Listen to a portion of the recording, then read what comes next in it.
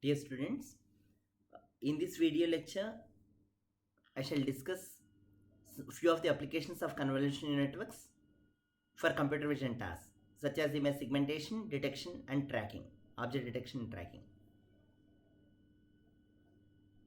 In the previous video lectures, we have discussed how convolutional networks outperform all of the computer vision methods for image classification, and subsequent research outcomes indicate that the convolutional neural networks based methods outperform in each of these tasks that I discussed now.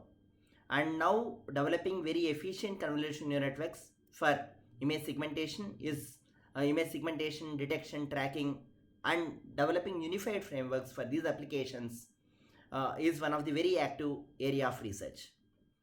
And few of these implementations have gone into the scale that many of the industries directly employ them or deploy them, and many of them are in place for many of the real-time applications. I would like to acknowledge the Stanford video lecture slides, which I am using in this video lecture. So the slides in this video lecture are mainly from Stanford video lectures corresponding to CS 231 and deep learning or convolutional neural networks for image visual recognition course. Few of the slides are from respective publications which are cited at appropriate times. So let us understand what are the importance of how are they different from conventional classification tasks, these computer vision tasks that we are discussing now. So the first one is semantic segmentation, referred to as semantic segmentation, which you can see that we would like to in the first image, where we would like to classify each of the pixel into different categories. Unlike the image classification, where we want to attribute the whole image, input image, to one of the category like cat, dog, or person, here each pixel we would like to associate to either cat class or grass class or sky class, etc.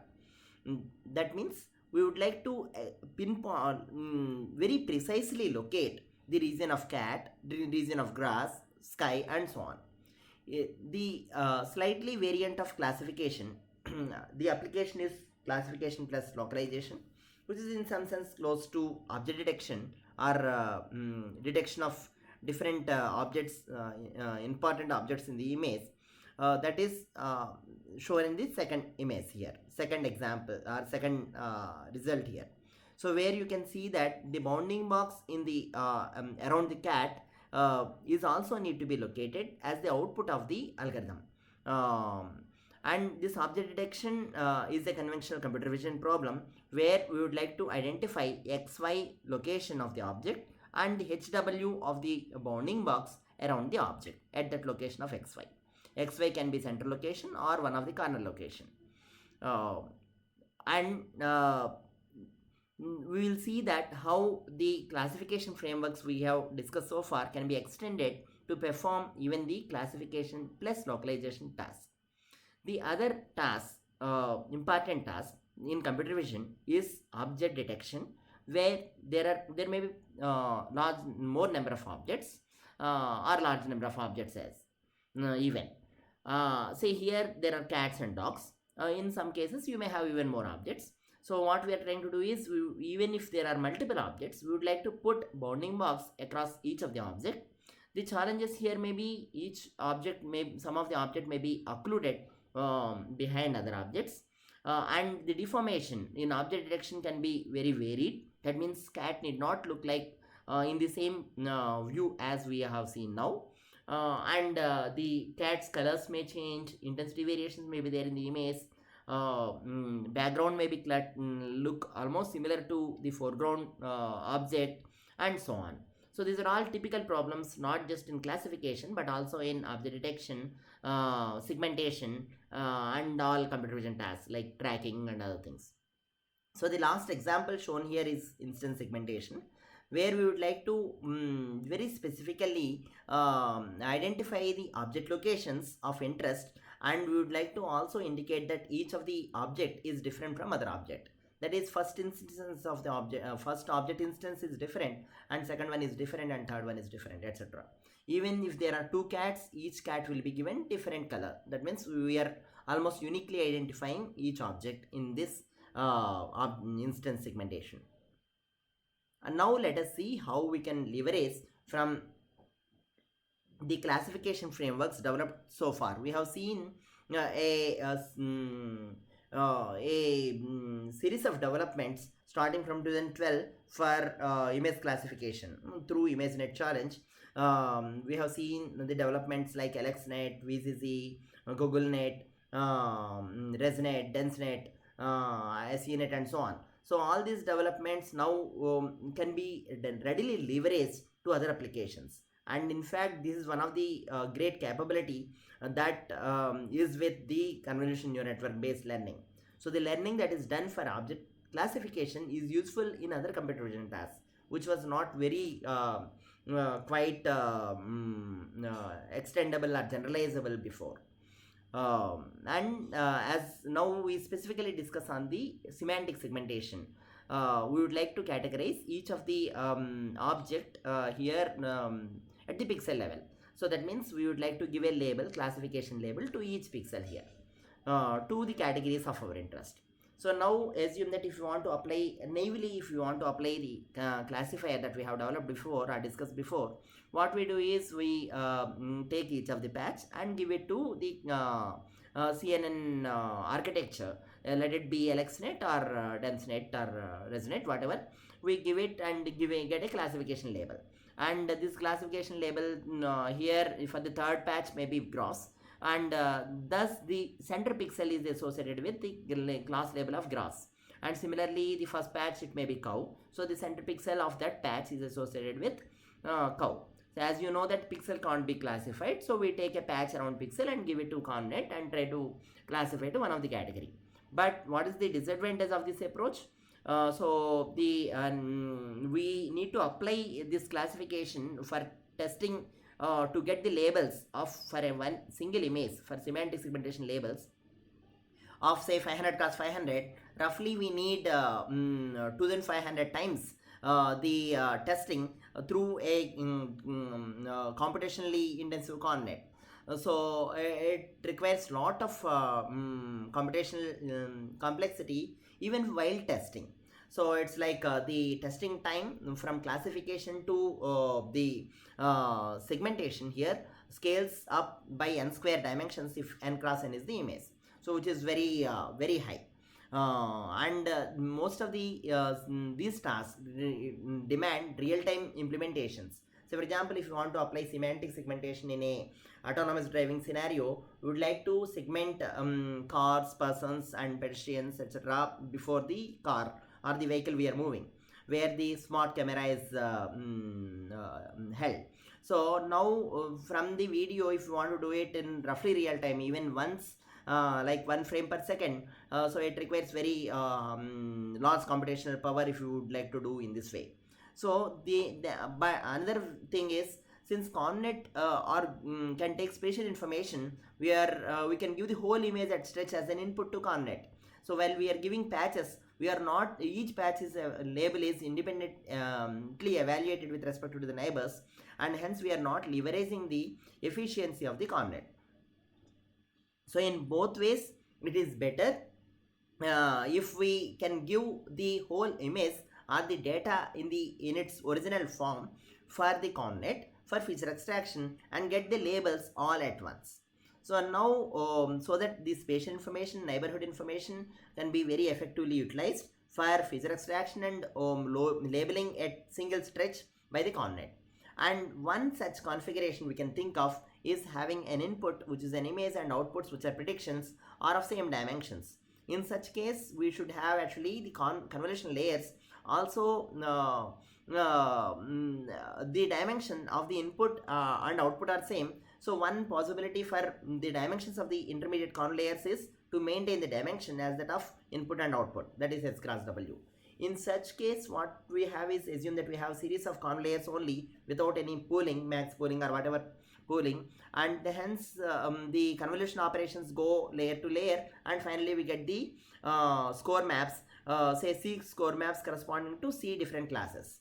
So first score map is the probabilities of first class, second score map gives the probabilities of second class at pixel level. That means for each pixel, whether what is the probability of it belonging to at a given pixel x, say x naught comma y naught, what is the probability it belongs to. Class 1 is given by the first feature map, class 2 how much probability does it belongs to class 2 is given by second feature map, and so on. So at that location x naught comma y naught in that feature map. Now if you want to find the appropriate predictions by the network, we apply the maximum of these probabilities as the correct prediction across the C feature maps at the output layer. Now assume that we would like to develop such an architecture. We use such an architecture where convolution layer, each convolution layer is maintaining the dimension to get the next map of same dimension, and hence there is no max pooling or any pooling. So what is the difficulty with that kind of architecture?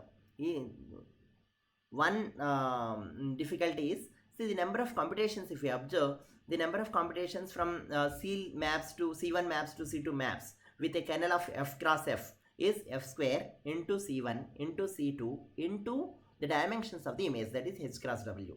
So if h cross w is high, the computations that are needed from layer to next layer are very high through convolution operation. Thus, there is a need for dimensional reduction to reduce the computations. So the architecture like reducing the dimensions through max pooling and feature extraction, compact feature extraction is very welcome. But at the same time, we also wish to have the output predictions of the dimension as that of the original image. So what do we do now to get that? One way to do is, since anyway we reduce the dimensions of feature maps through either downsampling or through pooling, can we do unpooling or can we do upsampling in the to bring the predictions back? So the first half is looked as the decoder, where we are decoding the input image information as features, very good features or deep features or high level features of the input image, and from the whole chunk of features we have, we would like to get the predictions at a stretch through decoder, that is predicting the class labels or class probabilities of C classes we have.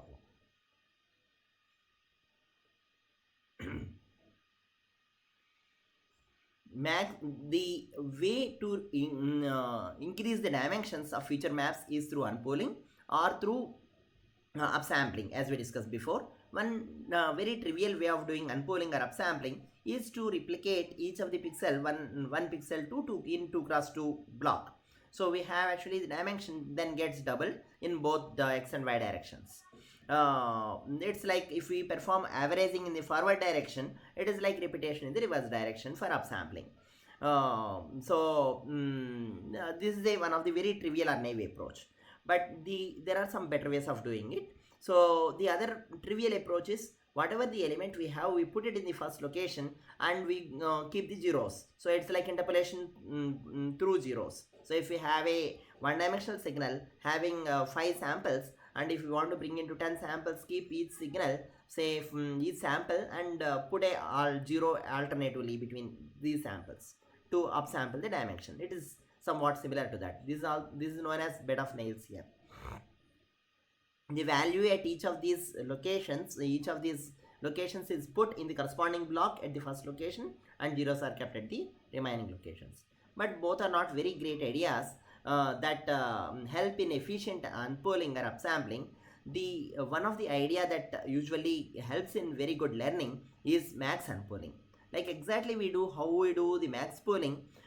We can consider the locations of maximas which are in the 2 cross 2 in the blocks in the while doing downsampling and are pooling, and we use those locations to fill the information in upsampling.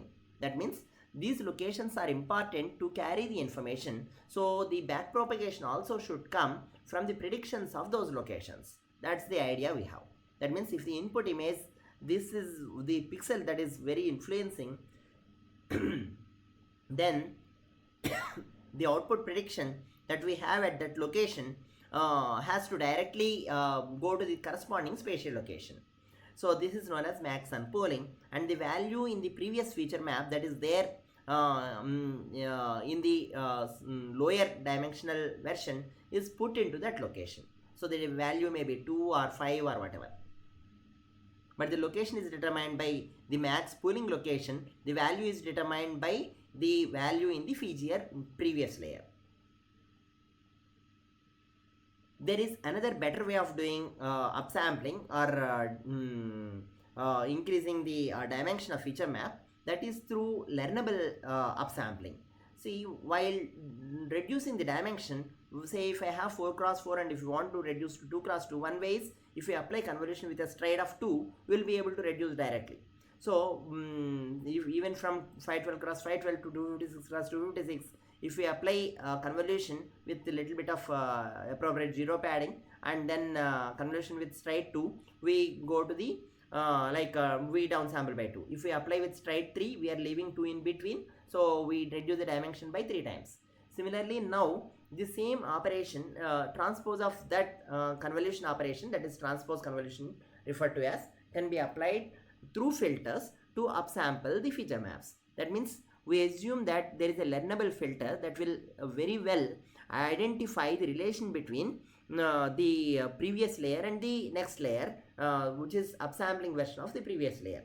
And this learnable filter is the one which will be applied at each of the pixel to increase the dimension. So how do we do that? So consider the filter, and we put it at a location, and at that location the weight to this filter is given by the value in the previous feature map, and put the values that are obtained as weighted values of this filter at that corresponding 3 cross 3 or 3 cross 3 locations.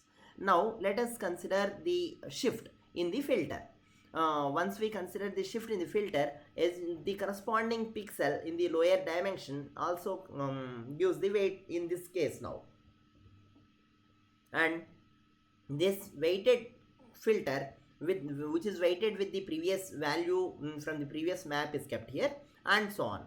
And there may be some overlapping regions because the filter dimension is higher than the shift we do. So in such cases, in the overlapping regions, let us average the values given by the contributed by each of the weights in the previous layer. So the kernel or the filter is being shifted at different locations, and it is being weighed by corresponding locations in the previous map, the values of the previous map, and then the overlapping region gets added. This is referred to as transpose convolution. The better way of depicting this is in one dimension. So where you can see that this XYZ, the filter is being weighed with A. This is what we have. So this is the location where we are considering now to keep the filter, middle location, and then we shift the filter by 1 down and weigh with B, and then add the information in the overlapping region, and AX, AY, AZ plus BX and BY and BZ are the final results of this transpose convolution, or which is doing the dimensionality improvement to the convolution. So you can see that 1, 2, 3, 4, 5 dimensional output you are able to get here.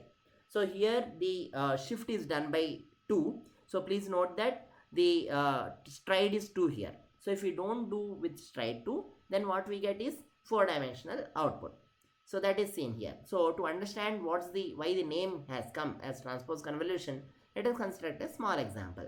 So where AB be the information in the signal, XYZ be the filter, and this be the transpose convolution sign, and then what we are doing is A into XYZ 0 plus B into shifted XYZ, and then we are adding this and we are getting this result. So please note that what we are doing is this filter is being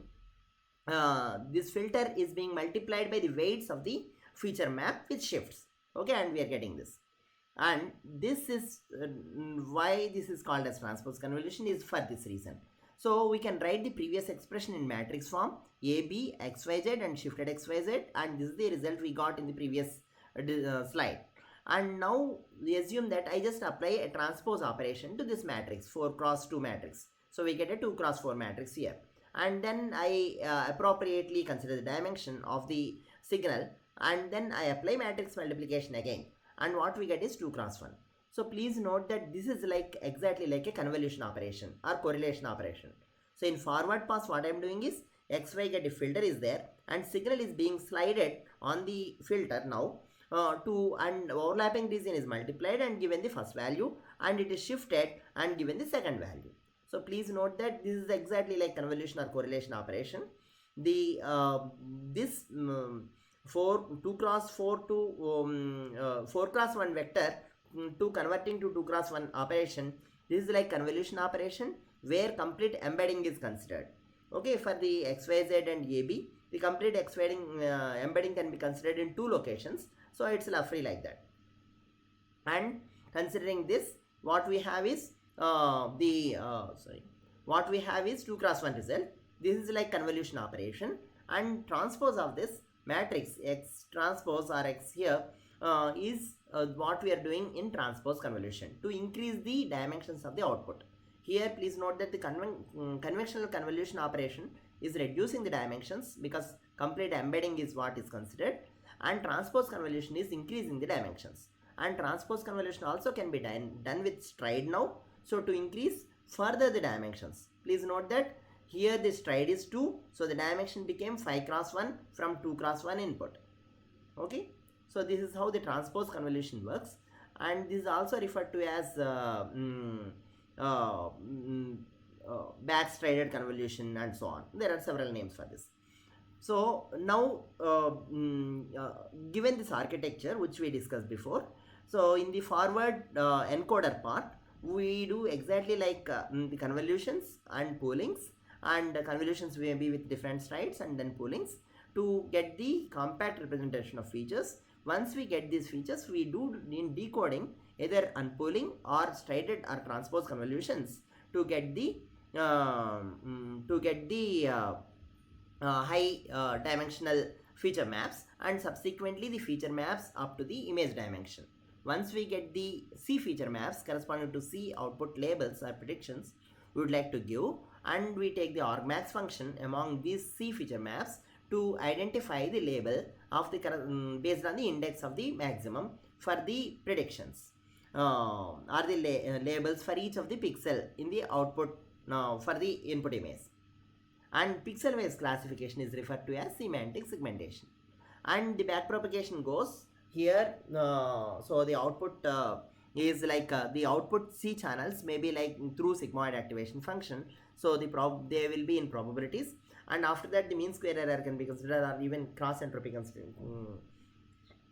loss function can be considered to compare the labels of the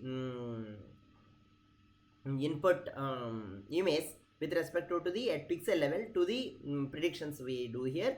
And this cross entropy loss can also be that is sum of cross entropy loss at each pixel now is getting back propagated correspondingly through the corresponding operations. Please note that there is no fully connected layer here, all are fully convolutional layers, and no fully connected layer because we don't want to bring into one dimension at any stage, because spatial information is important and we are able to preserve it through convolution neural networks here. Okay, so let us move on to the discussion on another very important computer vision task, that is object detection. So how object detection can be done through coordinates is what we discuss now. So to discuss this, let us start with single object. Assume that we have only single object, say for example cat or something, and we would like to identify the region of cat in this image, along with saying that say this image is cat of cat. So we would like to give class label like exactly class score or class label like exactly we were doing before. So let there be 10 classes or 1000 classes, we give 1000 class scores. But at the same time, in addition to the giving the class score, we also would like to give the bounding box of the object which is present. Assume that XYHW represents the bounding box. We have ground truth. Assume that we have ground truth for a large number of training samples where the objects are located. So we know XY locations from where the object is located, and HW, that is height and width of the object, and we have this quadruple XYHWH for all the images in the training. And we have these are known as bounding box coordinates. So 4x1 vector is there with each of the image for the object of interest. And now, given this information in the training and the class codes in the training, we would like to back propagate and try to adjust these weights such that we will be able to not only identify the class core, which is the correct class object present, but also would like to put a bounding box in terms of x, y, and hw values from the x, y, hw, proper x, y, hw values. Now, to train such thing, what is required is one to have the class entropy loss or softmax loss, as we were discussing here for classification problem, plus the mean square error loss between the ground truth XYHW and the predicted XYHW from the network. So in the output features now are given to two different branches. One branch from these output neurons predict from these output features predict 4 output neurons. These output neurons will not have sigmoid activation now. They may have linear activation itself. From the linear activation, I may get XYHW values.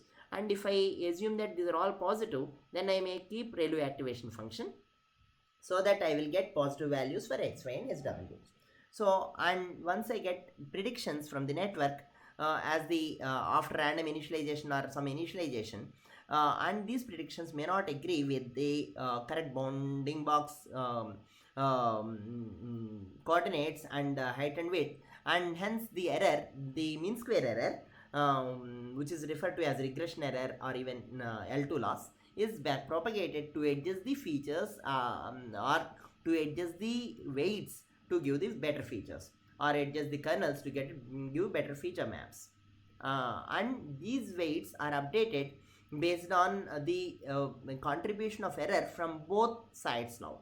So there is one delta 1 that comes from classification, delta 2 that comes from this. Delta 1 plus delta 2 is what is used to adjust the weights. Okay. So now what is the difficulty of this problem? So if we do like this, what is the difficulty? Say for a single image to identify the bounding box, this is perfectly fine. But if we have multiple objects in an image, then say for example in the last case, how many bounding boxes should we identify? See, in image to image, in a video, the number of bounding boxes may vary, or in the training or test data set, the bounding boxes may vary. Sometimes there may be only 4 objects, sometimes 10 objects or 100 objects and so on. Then the question is, how do we identify? So first, in that case, we need to identify the number of objects and then the bounding boxes and so on, which is not very trivial. And we need to backpropagate each of them separately. So the question now is, rather than identifying the number of objects and then which class they belongs to and then backpropagating individually, is there a better way of detecting the objects? The initial thoughts or initial findings in this has come from computer vision, where there were already some methods which gives probable regions or regions of interest for objects in an image. For example, if I have an image, if I want to identify or detect objects, so there are some methods like selective search, which will selectively search in a sliding window fashion and say that in this window there is no object, in this window there is an object, and so on. So if we identify the regions of objects first, that makes the job of detecting the class of the object and exactly finding the bounding box easier later. And before that, people also experimented with sliding window approach in Thornets. That means we keep giving each of these slided window here of say shifted by some few pixels or 1 pixel, and each of the window can be given and identify whether it is a dog or not, cat or not, and background or not, for example in this case. Now the problem in this case is how much should be the bounding box height and width. Again, since we need to randomly initialize or without any knowledge, we should initially fix. So the bounding box size keep to be experimented over a range of sizes or scales, and the objects may vary from their scale, so ranging from few pixels, 10 cross 10 or 2 cross 2 pixels, to 100 cross 100 pixel, or and so on. So it is very tedious or time consuming, or not uh, very realizable. So the discussion that the how the computer vision people usually get the regions of interest has been applied to get better understanding on it. So this is how it has to be done. If you want to identify each bounding box at different scales, aspect ratios, locations are to be identified, whether it is there is an object or not, and what is the object.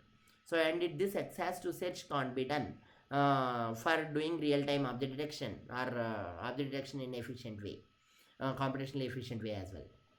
So now, as I discussed before, the computer vision researchers already have methods to give the regions of objectness present. That means if I give an image, the say for example, the uniform regions can be knocked out very easily, because the variance is 0, means no object there. So it's like unlikely that there is an object there. So, and if there is a high variation, then based on that also probably another way, some other call can be taken. And in some regions we can roughly say that there is an object present, and the region of object, also region of interest for the object, can also be identified through initial starting from random access to search of bounding boxes, to identifying whether this bounding box possibly goes to a object class or category or not. And this was done through a method called selective search in computer vision, and there are several methods. And this is the first architecture, or this is very well known architecture that develops on the top of these regions of interest, how the learning can be done to get the exact regions of objects, and then the bounding box coordinates, and the classification of the objects, a multi-object classification. How is it done is, initially assume that some of the, say around 2000 regions are given by computer vision method. Each of the region now may be of different sizes. So one way to bring apply convolution neural network frameworks, or a pre-trained architecture like image classification architecture, say for example either DenseNet, ResNet, or any other network, LXNet, on this within this problem, is to bring all of these different sized region of interest to a common size. So wrap these regions of interest to a common region, like size, some h cross w or 227 cross 227, and after bringing this, give this as input to ConvNet to extract deeper features or better features. Given these features, let us like correct the coordinates of previous bounding box we had, and also give a class label through a classifier. So do both classification and regression on the ConvNet features now, rather than directly on the regions of interest. So this was done in RCNN, and it gives reasonably good accuracy for object detection. But the problem here is the error that corrects backpropagates here has to be progressed or backpropagated to the regions of interest here, and then the new regions of interest has to be taken here for better assessment, and so on. And main problem here is computational complexity of the computer vision task for getting the regions of interest. And second important computational burden here is to extract independently ConvNet features for each of the regions of interest. So if we have 2000 regions of interest, identifying each of these 2000, giving to ConvNet and extracting their features, and then doing this regression plus classification is very cumbersome. So the next advancement to this network given by the the fast RCNN method is, so first extract the features, so that we can extract all ConvNet features in a single stretch from the image, and try to get the region proposals on the ConvNet features rather than on the image pixels. So now these ConvNet features are common, so hence already extracted. So get the regions of interest. Once you get the regions of interest, pool them into same dimension, and then give it to few of the CNN layers, or directly to fully connected layers, to take the classification score, and as well as the regression score for the bounding boxes. This is known as fast RCNN for object detection. Even here the difficulty is it reduces very greatly the feature extraction time, but still the selective search is still there. And it is noticed that in the testing time, it takes the, even on the test images, selective set is need to be applied, and hence the testing time is predominated by the selective search algorithm rather than the convolution, feature extraction, or classification through FC nets and regression outputs. Uh, and one more aspect that people have experimented while developing these methods is how to tackle the multi-scale or scale invariant object detection. So there are different ways of tackling scale invariance object detection in computer vision. One is, say you have an image, you look the image at different scales. So 100, say 500 cross 500 image can be looked at 250 cross 250 as, and then same algorithm that we apply on 500 cross 500 we will apply on 250 cross 250, and then we apply the same on say 125 cross 125 and so on, to get the information of object at different scale. That means which is very in high scale may get very well detected in the smaller smaller image, which is in lower scale may get detected better in the larger image, and so on. And the other way of doing now in deep convolution networks is, say once you get the feature maps, then change the dimension of feature maps. Say you apply with stride 2, stride 4 and so on, or apply convolution with 3 cross 3, 5 cross 5, etc. So that is through feature maps and kernels.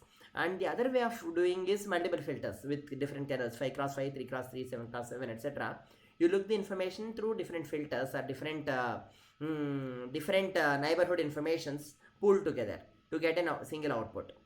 The other way of looking here is through anchor boxes. That means once you already learn and get feature maps, get a region of interest here, this region of interest can be compared with the output dimensions scaled with different aspect ratios and scales. That is usually done in these methods of object detection.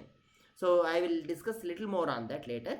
And the training in fast RCNN does like this. So you have actually fast RCNN does like this. So as we have one bounding box XYHW outputs, and we also have classification score through cross entropy. This loss error gets back propagated here. This error gets back propagated here, and from the layer where they bifurcate, the errors gets added now in back propagation and goes on. And the further development, or almost the best development in the fast RCNN or RCNN series is faster RCNN. And what these people have done is, since anyway the selective search is the one which is dominating in testing and training the computational complexity of the previous network, let us eliminate that and have a end-to-end network have a network based learning for even for region proposals. The idea is very important and it has been widely used, and learning region proposals through network training is referred to as region proposal network. So what we are doing is, after extracting features now, let us randomly start with some of the regions and then try to see the classification score and the bounding box regression scores, and try to adjust the bounding box coordinates so such that the wherever the classification score is high, there we take the bounding box, and that bounding box coordinates we would like to match to the actual bounding box coordinates. And this is how the loss functions look like. So you can see that actually here we are making use of anchor boxes. As I said, anchor boxes are means to check the to compare the region proposals with the ground truth at different scales and different aspect ratios. So now assume that I modify the input dimension by different anchor boxes and target also, and now I compare with respect to this XYHW or TXTY THTW for comparing the bounding box versus the ground truth. And the loss function is like this, which will have the first term is classification score. Here classification score for the region proposal network is just whether there is an object or not. Please note that here we are not trying to classify cat, dog or person. We are just trying to classify whether there is an object or not. So like exactly in selective search, where we want to identify the objectiveness, we are now also identifying whether there is an object or not through deep learning or through cost function. So this first class function says whether there is an object or not, and second class function where there is an object, the only there it becomes active, and at those locations we backpropagate the x, y, and hw through anchor boxes, modificate through anchor boxes. Oh, yeah. And this is how it happens. So we have k anchor boxes. If we have, that means usually people consider 3 aspect ratios and 3 scales. So 9 anchor boxes we get. So in 9 different ways we are say if input dimension is like this, we are searching it in at 9 different scales and aspect ratios. So at what we are doing is we are getting classification scores for each of these 9 cases, whether there is an object or not. So among these 9, one may give high objectness score, so and hence one may have higher probability of having object here in this bounding box rather than in this bounding box. And these 4 are the coordinates of x, y, and hw for this bounding box if there is an object. Okay. So and after once we get the region proposals, the next step is to have the categorize them into classes. Say for example, this is person, and this may be horse, and so on. So we would like to put the class label here out of 20 classes or 100 classes, and we want to give the regression again. We want to fine tune the x, y, h, w of the object. So this is done through fast RCN, once we get the proposals, this is further fine tuned in the fast RCN architecture. So this is also done in fast RCN, please note that this figure is also taken from fast RCN paper. And how the procedure of training goes here. So we take the anchor or different window sizes ranging from this and with the different aspect ratios, and we compare with respect to the different scalings and shifts. We through the anchor box dimensions, we compare with the ground truth, and then we the training, how it goes is, initially we train region proposal network alone to just say where the object is present or the objectness score is high, and the bounding box course estimate of the bounding box. Once we train the region proposal network, use those region proposals to train the fast RCN module.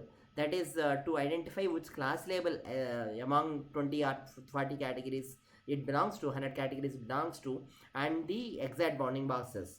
And once we complete say training this independently and training the rest of the part independently, given these results, we try to fix the fast RCN and bounding boxes and use those bounding boxes to fine tune the region proposal layer again.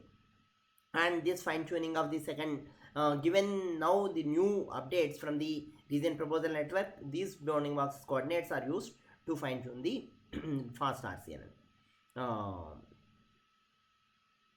And this is done in 4 steps. And this kind of architecture, fast RCN, very widely known, and there is a small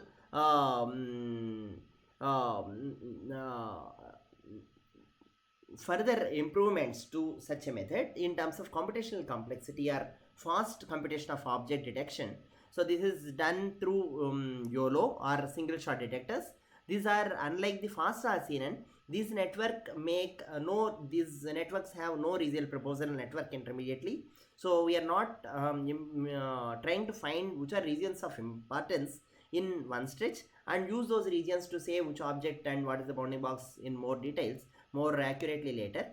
We are trying to learn the objectness as well as the class label as well as the bounding box coordinates in a single stretch.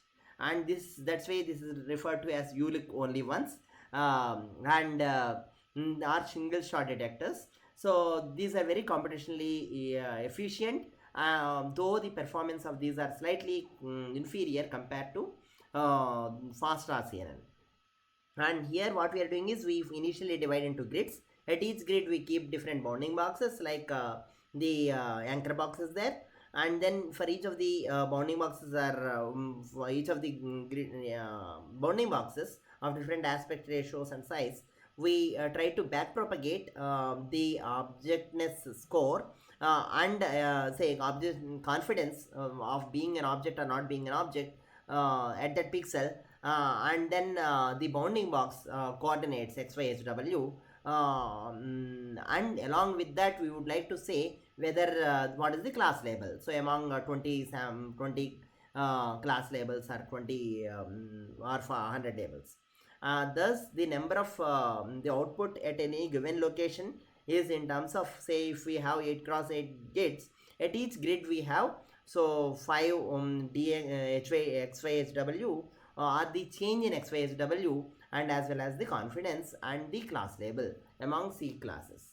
And this information gets back propagated each of the grid cell, and finally the ones which are having high confidence are considered for identifying as the correct object, and those at those locations we identify what is the correct class score, highest class score, and the XYHW to get the bounding box coordinates. These frameworks actually there is an enhancement to these frameworks for the application of instance segmentation. So like for example you can see the this architecture in mask RCN, and this is also well known method and people widely use in for segmentation as well as for object detection as well, is this.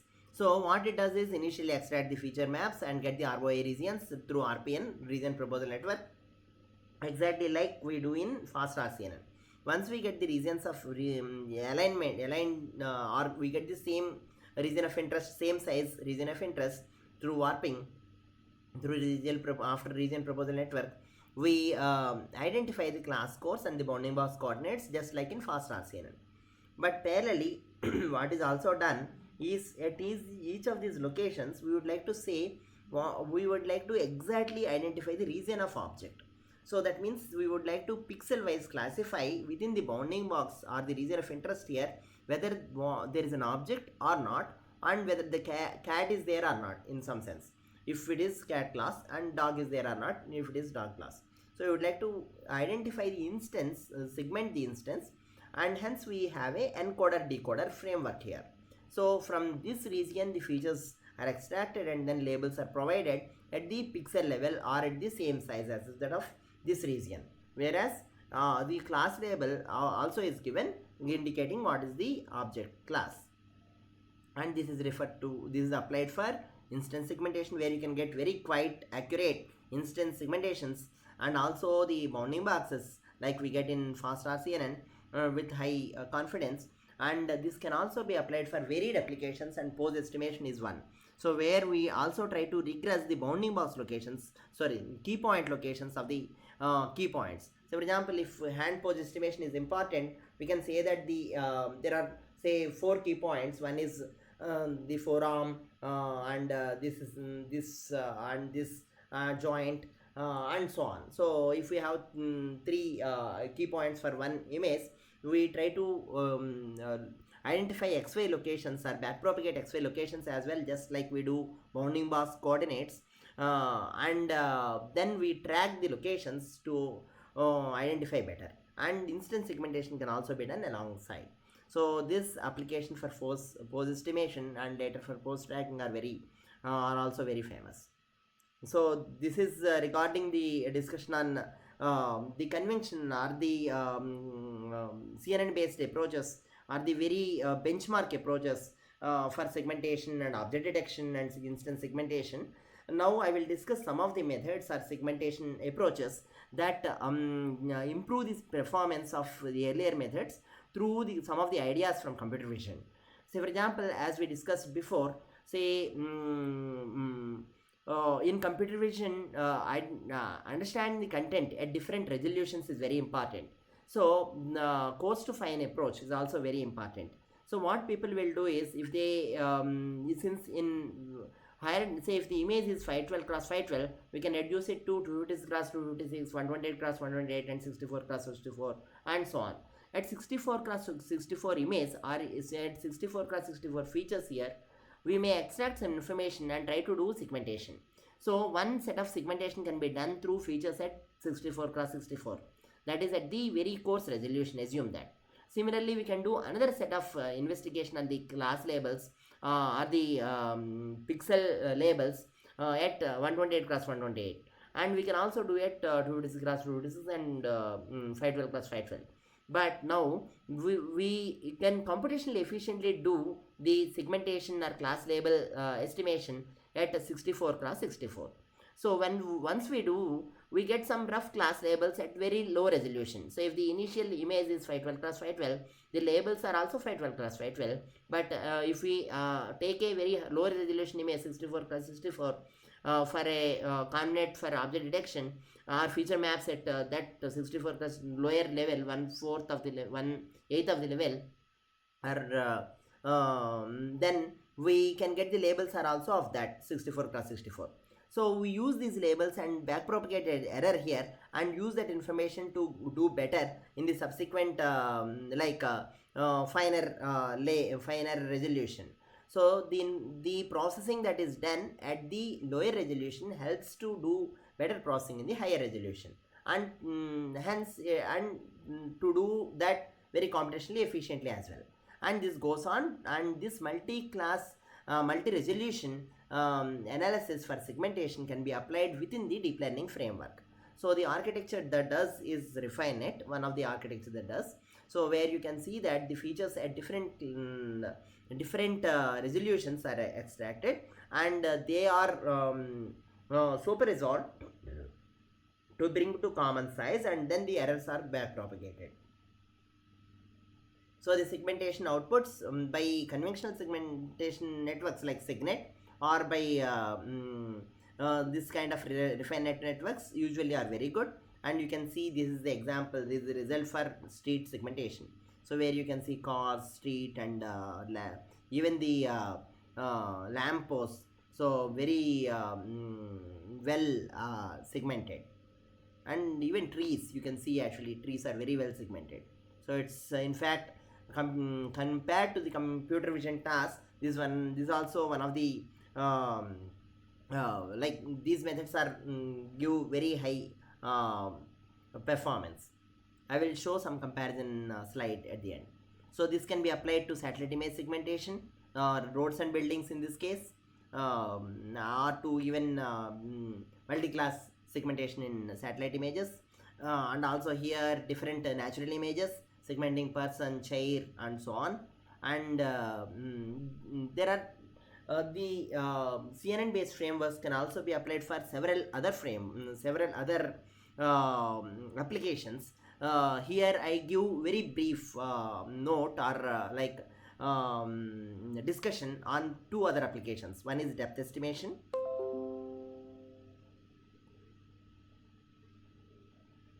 So here to perform depth estimation, see what we do is there is a method called stereo where we have left image and right image, and if we see a scene point, then this projection of scene point in the left image may be at 10,10, and its projection in the right image will not be at same location, and there will be a relative shift.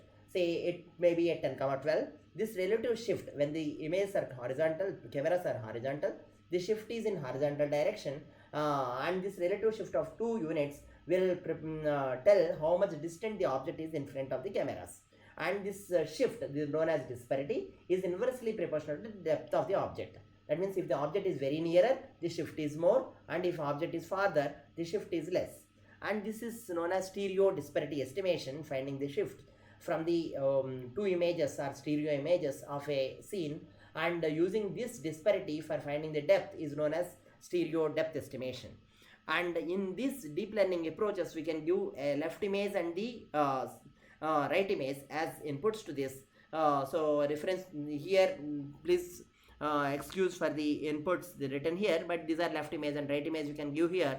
And once you give left and right images, you can extract some set of convolution features. So I will leave the exact details of it and only highlight the important differences with respect to the other approaches. So while extracting information like feature maps, you can have the common architecture for both left and right images. Once we get that the features, what we need to do is we need to identify the shift. So we make a 3D volume here. how is this 3D volume built? So assume that, say this is the left image features and these are the right image features. So shift may be 1 pixel, 2 pixel, 3 pixel, 4 pixel or 10 pixels. So what we do? So we make say left image, each of the pairs of left and right images with 1 shift, 2 shift, 3 shift and so on. So each map in this, for example, each let us make from 2D maps of say H cross W cross C. We will now make H cross W cross C cross 10, for example, where in first case, so H cross W cross C is there. Second map, so H cross W cross C is shifted by 1 pixel, 2 pixels, 3 pixels and so on. So this shift is done only for the left image, not for the right image maps. So we do shift only for either of the maps, and through that we construct a cos volume. Once we construct cos volume, we can apply 3D correlations in 3D convolutions to get the to identify the smaller shifts, objects with the best matches. That means, see, at some locations the shift of 1 may be closer to the left image features than shift of 2 images, 2 pixels, 4 pixels and so on. So in some locations, in some other location, the shift of 5 may be more closer to the feature map in the right image from the left image than any other shifts. So the 3D correlation is what we are doing through here. So there are 3D convolution we are doing, and finally we get the result of this 3D convolutions in terms of, say, for example, if we are doing 10 I will skip few details and directly go to the discussion on how we estimate the disparity. So if we do for say 10 different shifts, so that is D max is 10 here.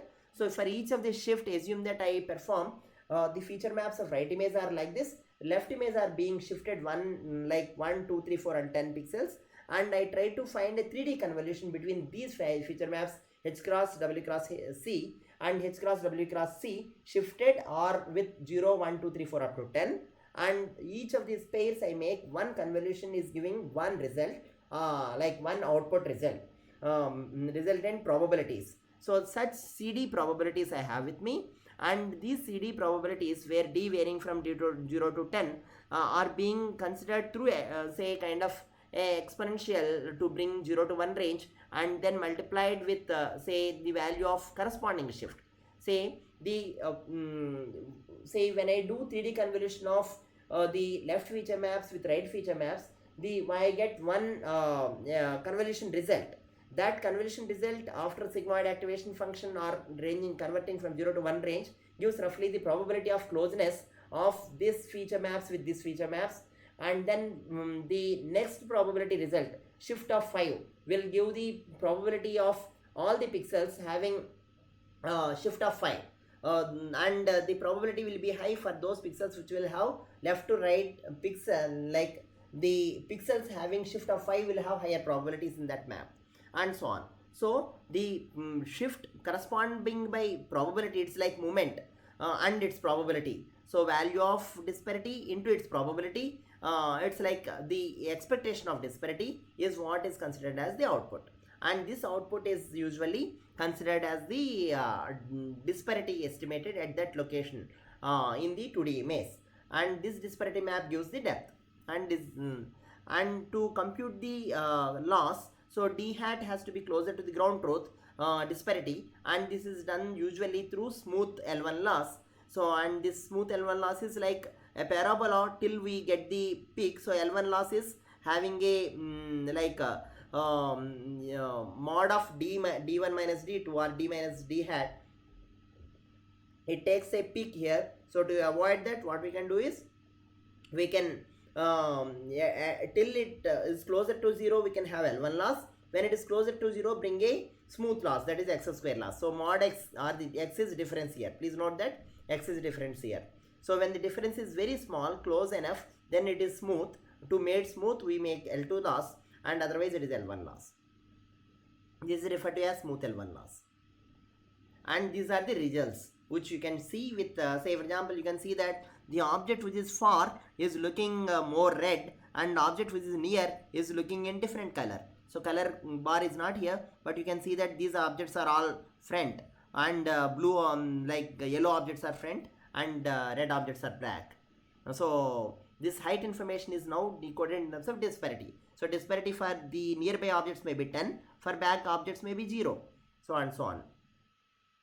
So, and usually it is customary that people compare with different methods, and it can be done, and it even in this case outperforms many of the previous conventional computer vision tasks.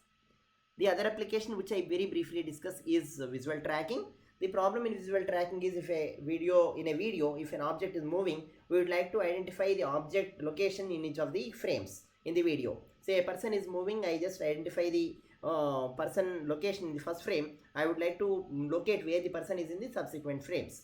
And then let us assume that this is the target we would like to identify in this search image, and this image keep changing from frame 1, frame 2, frame 3 and so on. And assume that we extract deep features for the object of interest, that is target of interest, as well as the search image of interest or search region of interest. Once we get the features, instead of doing correlation to identify the object location which is the closest match to the object in the image space, we do correlation in the pixel space to identify which is the correct location. Once we say that the correlation is represents the closeness of the object with respect to the like closeness of the patch, image patch with respect to the object of interest, then we, to identify the region of interest, what we do is to form a cost function like this. So cost function can be formed in different ways. Once we get a correlation map in the after features of the target and correlated with the features of the search image, we can directly see that the correlation score should be 1 for the object region and 0 for other regions. But slightly better way of looking at it is, say it is 1 for the object region and -1 for other regions, and comparing this with respect to the ground truth, that is V, is done through a slightly different framework here, but it can also be done through cross entropy. Here once you get the features, we extract the output labels Y, and closeness with respect to ground truth we measure through this cost function and try to back propagate the error to identify the object location through convolution feature extraction. And for training, people use a video data where the bounding marks are already annotated from ImageNet videos, and it is if you train on large data set, you will be able to track any of the object in the training data, any of the object class. It is, as you people are seeing, it is customary that people compare